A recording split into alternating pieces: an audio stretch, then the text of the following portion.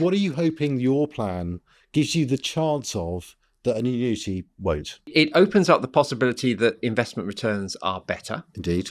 It opens up the possibility that inflation is lower. It frankly just gives you a bit of flexibility. Hello, everyone, and welcome back to the Personal Investor Podcast. I'm Ed Monk, and I'm very pleased to be joined on the pod today by Fidelity Investment Director Tom Stevenson to talk about the challenge of how best to maximize your income in retirement, and to hear, in broad terms at least, how Tom himself is going to be tackling this challenge. Before all of that, let me remind you that if you find this video useful or interesting, to please subscribe to the channel, give us a like, join the discussion in the comments below, and it really will help others find what we're doing here. It means that you'll get new content as it is released as well. That all said, Tom, welcome along. How are you? I'm very well, thanks, Ed. Why don't you set this up for us, Tom? What is this challenge of income in retirement, and what is your personal relationship to that challenge at the moment? Yes, income in retirement. I mean, it's obviously something which I'm spending more time thinking about. I'm very much at the back end of the, if you like, the accumulation phase of my investment journey, and I'm thinking pretty long and hard about the decumulation side of the equation when I'm actually going to be taking money out of my pension pot. So I mean, I guess we're the sort of pioneering generation here, aren't we? We're the sort of first generation not to really benefit from final salary pensions, and it's all a bit of an experiment. There are going to be many millions of us coming down the track who face all the responsibility of generating their income in retirement from the money that they've been able to save during their working lives, and that is the experiment that I'm entering at the moment. Yeah, and the specifics are, of course, turning a pot of sort of savings inside pensions, and maybe outside of pensions as well, but retirement savings at least, making them last, maximizing the money they can give you along the way, and also sort of, meeting any other sort of hopes that you have for that money in terms of legacy and looking after you and your family as well. We're not just saying it's hard, it's known to be a hard problem, isn't it? Because of all these variables that you face. Yeah, I mean, there are so many unknowns there. I mean, there's really only one known, which is, you get to the start of your retirement and you actually know at that point how much money you've got. Mm-hmm. But everything else is a complete unknown. You don't know how long you're going to live for.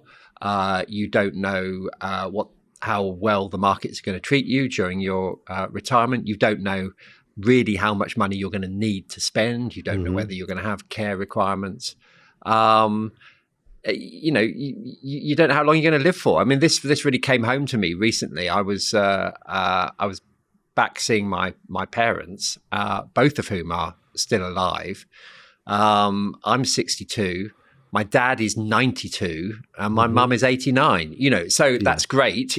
I mean, I'm blessed with good genes, I guess, hopefully, touch wood. But it does make you realize that it's a realistic possibility that I'm going to have to make this last for 30 years or longer. Absolutely. So as a starting point, as you say there, you've been thinking about 30 years of income. And I'll say now, what we're going to do is run through some of the specifics of your broad plan. I guess it's going to change and sort of evolve. But I think it's really useful, Tom, for you to have done this, committed it to paper, and then to take us through it on the podcast as well. You and I talk all the time about the theoretical challenge of income in retirement and why it's hard, and what the best practice and best theory around this is. That's not the same as being up close to these decisions, is it? And actually really having to think, well, what am I going to be comfortable with in terms of the risks I take and the potential for it to go wrong? That changes the equation, doesn't it? I think it does change it completely. It certainly concentrates the mind, because yes, it's all very well talking about it in an abstract theoretical sense, but you actually have to make decisions. And you have to make decisions now which have consequences further down the track. And, in terms of how much you take out in the early stages of your retirement, how much you can afford to take out, where you invest your money, how you balance your investments across riskier assets, how much you consider the impact that inflation is going to have on how much you are able to take out, and also on your investments. So many uncertainties, but you can't just say, "Oh, well, it's uncertain." You actually have to make a decision in the absence of the crystal ball. Indeed. Okay, well, so let's get into some of your choices and decisions then, Tom. You've spoken about this 30 years of income, and I guess you, along with anyone else hoping to live from their investments in retirements, need to decide how to invest that money, but also how much you need to take or can take from that pot of money. And I guess also what state you want your finances to be in towards the end of all this. Do you want to pass them on? How much of a sort of safety net do you need, and will you be comfortable with? So let's start with how you're investing the money. How have you been deciding that? Well, I mean, what I tried to do was I tried to sort of nail down some of the unknowns, and so I actually sort of over Christmas I read the new book by a guy called William Bengham, who I think you've discussed William Bengham on the pod. He's the father of the so-called 4% rule, and he sort of revised that. So that was an interesting read, and we mentioned the 30-year time span, and that was relevant to that as well, because essentially the assumptions that he makes in his book are that you probably want to be thinking about making it last for 30 years. And the 4% figure is relevant because that's the amount that he has historically said you can take from a pot of investments and actually uprate that with inflation, and for your money to have lasted 30 years in the vast majority of cases. It's like a real baseline, isn't it? Yeah, well, and in fact, I think it's in all cases that he studied over a very long period, going back to, I think, the mid 1920s. So that was a starting point. But the other thing that I did to try and eliminate some of the unknowns, the uncertainties, was to try and get a grip on what the market outlook was likely to be over the next 30 years. And fortunately, I stumbled across a forecast from one of our competitors, actually, Schroders, who looked at all of the main asset classes, shares and bonds and property, for the next 30 years, and they put in various assumptions. It's quite sort of complicated, quite techy. We don't really need to worry about how they came up with these figures, but they came up with a set of assumptions, which I thought that's actually quite a useful starting point, because who knows whether they know any more about this than the rest of us. But you've got to start somewhere if you're going to make an assessment. Yeah, and I've got those estimated returns here. They think that shares will return 6.6% a year between now and 2055. UK gilts, they think, will produce 4.7%, corporate bonds 5.1%, UK commercial property a punchy 6.8%, precious metals 6.2%, and cash, here in the UK at least, 4%. So a whole range of assets there with different sort of expected returns. Look, these are guesses, informed guesses, you would hope, by Schroders, but guesses nonetheless. Now, you've got the job of mixing all of those into a portfolio. Where did you land on the mix of those assets? How would your retirement fund be weighted to each of them? Yeah, so I mean, this is slightly finger in the air, but the underlying premise of that asset allocation decision for me was that this is quite a long period of time we're talking about. 30 years sure is a period of time in which I think that inflation will be one of the key variables. Because if the difference between, and I've done a bit of work on this recently, the difference between inflation turning out at the Bank of England's target of 2% and it being even just a little bit higher makes a phenomenal difference to what you can expect in terms of your financial outcome over that period. So I'm erring on the side of thinking I need to really maximize my returns to the extent that I can do that safely, in order to stay ahead of inflation. And so I actually went quite heavily into equities. I assumed 70% of my retirement fund will remain in equities through this period. I then took 10% in cash because I wanted to use that not just as kind of dry powder to take advantage of ups and downs of the market, but also as a mechanism for feeding my money from my investment portfolio into my living expenses. Yes. So the way I would plan to do that would be to keep a decent amount of money. I said 10% of the fund, and then I would replenish that amount probably once a year, depending on the market conditions. So if the market had fallen a long way, I'd hold back and not do it straight away. So that's the cash element. So that takes you up to 80%. And then there's a remaining 20%, which I sort of assign to a variety of different sort of diversifying assets. So that would include things like some bonds, some gold, some infrastructure and real estate. So broadly 5% in each of those. Yes, and people will take a view on that kind of split of assets, like you say, particularly for someone living in retirement. A high weighting to shares, but they're the asset with the best record of beating inflation, as you say. And you do have a long timeline to let things sort of happen. It's worth saying, isn't it, that in 30 years, you're probably going to see some big market events, and, maybe a crash or two. That's what the last 30 years has yielded. And I think that's the challenge of apportioning so much to shares. And it's all very well saying to someone in their 20s, oh, well, you're going to be investing for the next 30 or 40 years. You can afford to ride out the ups and downs of the markets. Well, yeah, sure. You can afford to ride out the ups and downs of the market while you're still earning and you're actually not that concerned with what happens to your savings.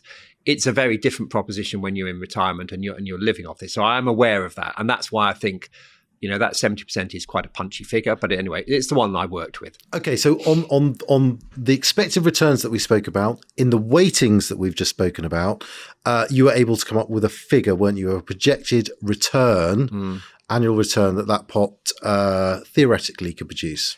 Yeah, so I mean, I simply weighted the returns that Schroders forecast with the weightings that I decided on for my asset allocation and, put it all together. And I came back up with 6.16 is the precise. A little more than 6%? Yeah, just over 6%. Seems reasonable. It doesn't seem unreasonable. I mean, it will clearly vary over time, but as a long-term projection, it felt quite sensible. Okay, now, that isn't the end of the story, of course, because it wouldn't be wise, and this is the thing that you have to get your head around in the decumulation phase, so once you're living from a pot of retirement savings, you wouldn't be wise just to take, say, 6% or 6.16% per year, because that's what you think this pot of money is going to produce, and just live from that. There's all sorts of extra risks that happen when you're withdrawing money. And of course, you've got to take account of inflation. You've mentioned it before. That really is a big threat to retirement incomes. If people are watching this and they are living in retirement and they've lived through the past few years, they know how much inflation matters.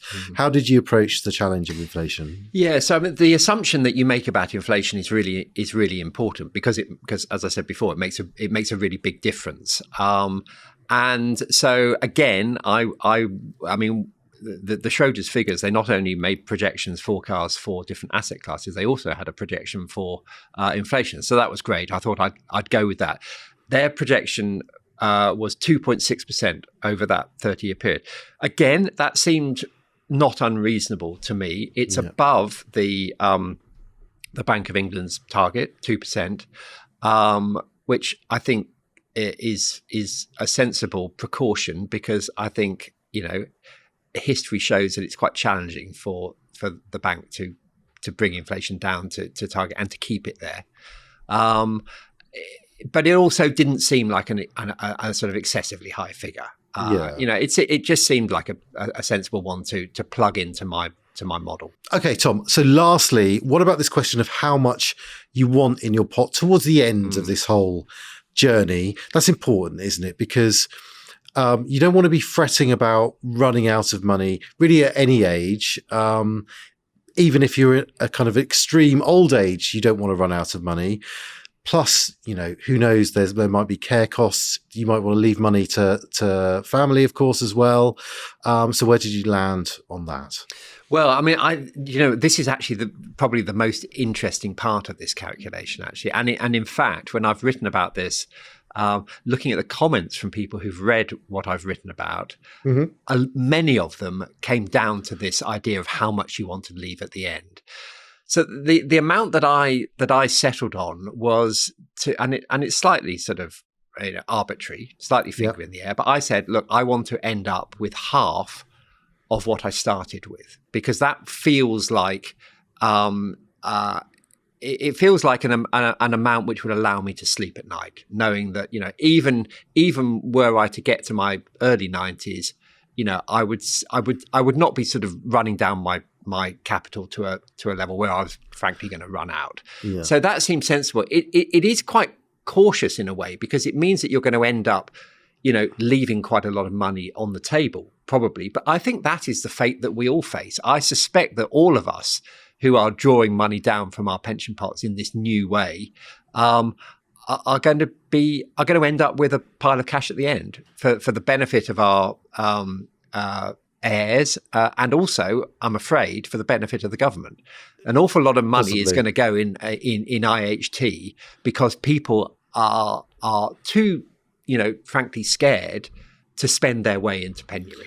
Or care costs as well. I mean, and it strikes me as that let's leave it. I was going to come towards the end of this conversation. I'm going to sort of interrogate your plan a little bit, and I'll save the questions around that for then. But okay, plugging all of these things, all these assumptions, and sort of your considerations into this, where did you land in terms of the amounts that you think you can take annually from your pot, and how did you reach that figure? Okay, so I created actually a pretty simple spreadsheet. I had a one column which was 62 down to 92, the ages. I had a starting amount, and I plugged in the assumptions about market growth. I plugged in what I thought I would take out. I plugged in an assumption about the amount of tax that I would pay on that. So I was actually taking out more than I was going to receive, because I was putting some aside to pay tax, because that's gonna happen. I plugged in the assumption about inflation, so the amount that I take out would rise in line with inflation, and I threw in the state pension as well. I assumed that I would take the state pension for 67, and I just added that into the pot. So that's pretty much it. It was a pretty simple calculation, and I just tweaked it, and I tweaked the amount that I could take out until I arrived at 50% of my starting capital at the end. Okay, I literally just fudged it around. The figure I came up with was 4.7%. So not a million miles away from William Bengen's original 4%. Yes. And indeed, actually, he's actually revised his original thinking to actually very close to 4.7%. So I was quite encouraged in a way that my calculation, tallied with someone who's obviously done a great deal of thinking about this. Yes. Okay. So long story short, 4.7% as an annual figure, and then uprated with inflation? With inflation. It starts at 4.7% and it rises in line with that 2.6% inflation rate. I see. Okay. Well, I, as I said, Tom, would like to interrogate you a little bit on this plan, right, if you don't mind. Yeah. I think that will be useful. All of this is very, very useful for anyone in this position thinking about these questions. These are exactly the sorts of things they need to think about.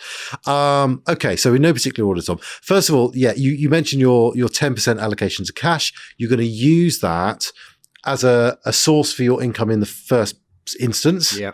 And then sort of replenish with a bit of luck from investment gains along the way.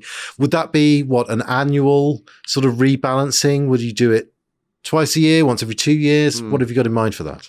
Well, I mean, I'm assuming that this is a kind of an annual thing. Yeah. And I think that you need to have enough money in your pot to allow you some degree of flexibility. So if you get to the end of that year and you do your annual review and the market has fallen quite a long way, it's not the time to replenish your cash fund from your investment. So you need to allow yourself a bit of flex. And so that's why I ended up with the 10% of the pot in cash. And of course, 10%. When we take into account the 4.7% of income that you're going to be taking, you're going to get about a 2 years grace, little more than that. Whenever I've looked at these numbers of rising out falls in markets when you're withdrawing money, if you can build those a couple of years of income of flex, you really do give yourself a good chance of dealing with any stock market falls that come along, because you can just wait it out, wait for prices to recover. And if 2 years, unless it's a real bad one, you've got a good chance of recovering. So that's a decent starting point. And I think there is a sort of practicality of actually, when you come to do that, how you make that decision about should I take them, should I replenish, or should I not? And I haven't quite worked out what are your triggers? What the triggers are. If the market was 15% down, do I hold off? And so I need to give that some more thought. And I think anyone doing this obviously needs to think about what those triggers would be. But 2 years, I think, does give you that degree of flexibility. Okay, so the next question on this, Tom, is that aim of yours to have half the original starting point by the time that 30 years elapses. You'll be well into your 90s at that point. Now that seemed high, and I guess you've had that response from others as well. But that's 30 years. That's so. If you were basing it on, say, £1 million pension pot, if you have $500,000 left at the end, that seems a lot.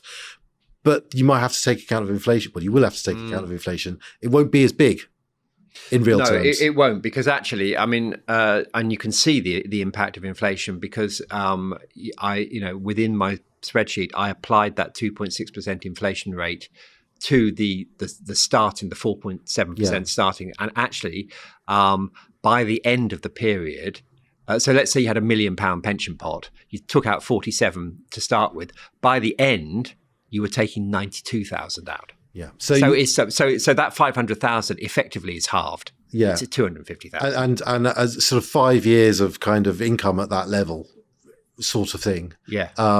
So actually not sort of extravagant. It isn't extravagant. And also the other thing you have to bear in mind is that you as you start off, to start with, the amount that you're taking out is matched by returns in the market. It's only sort of as you go on, it sort of accelerates the drop off. Yeah. So actually, by the time you get down to 500,000, the number of years left is not as many as you might think. Yeah, indeed. And the kind of elephant in the room of this entire conversation is annuities. Yeah. Annuities being the product that you can use to, take your savings and turn them into a guaranteed income. Actually, you can do that at any point in your retirement, and it may well be that will feature into your plans. You might get to 92 with your, 50% of your pot, and might decide that actually it's a very good moment to annuitize because you'll get a very good rate at the age of 92. Extremely good, yeah. But more generally on annuities, some people might be thinking, well, why aren't you just going for an annuity in the first place, Tom? You talked about taking 4.7% from your investments. Well, I checked this morning. You can get about 5.6% at the age of 65. So maybe that comes down a bit. Maybe that's about 4.9% at age 60, I think. So you'll probably get a higher starting income from an annuity, and you don't have to worry about anything. So yeah. And I think there is quite, for some people, there is a strong argument for doing that. So the question is, what are you hoping your plan gives you the chance of that an annuity won't? Well, it opens up the possibility that investment returns are better. It opens up the possibility that inflation is lower. It frankly just gives you a bit of flexibility. You may decide, if things do go well in the early years, you may be able to free up a little bit of capital to do something that you want to do. I just philosophically, I don't like the idea of I've worked 35 years to build up all this capital, of just giving it away. I mean, I can see the attraction of having an income for life, but I'm not ready to do it just yet. Now, it may be that when I'm 75, say, or 80, I may think, do you know what? I actually don't want this anxiety anymore. I actually just want, for the remainder of my life, I just like the security of knowing that I've got this amount of income. So I don't think any of this is forever. And I think that the beauty of going into drawdown now is that it keeps that flexibility going. Yeah, and I would say just the final word, I guess, on this is that we all have a tendency to underestimate upside. We always look at the downside risks of everything. Markets really, over long periods, tend to surprise you on the upside. And lots of people who would have been in this position and read all there is to read about withdrawal rates and what's safe probably have found, unless they're very, very unlucky, that these kind of 4%, even 5% or higher withdrawal rates have been perfectly sustainable from markets. And in fact, they've been left with much bigger retirement funds later in their life. And presumably you're going to course correct the whole way through, and leaving yourself that possibility seems very sensible to me, Tom. Yeah, and I would totally agree with that. The uncertainty does work two ways. It is indeed. Okay, well, that is it for now, Tom. Thanks for joining me. Let's leave it there. I will just remind you all that if you found this useful or interesting, to please subscribe to the channel. It means you'll get updated content as soon as it is released. Give us a like or share the episodes. It's going to help other people find what we're doing here. That all said, Tom, thanks again. Thank you for joining me. Thanks, Ed.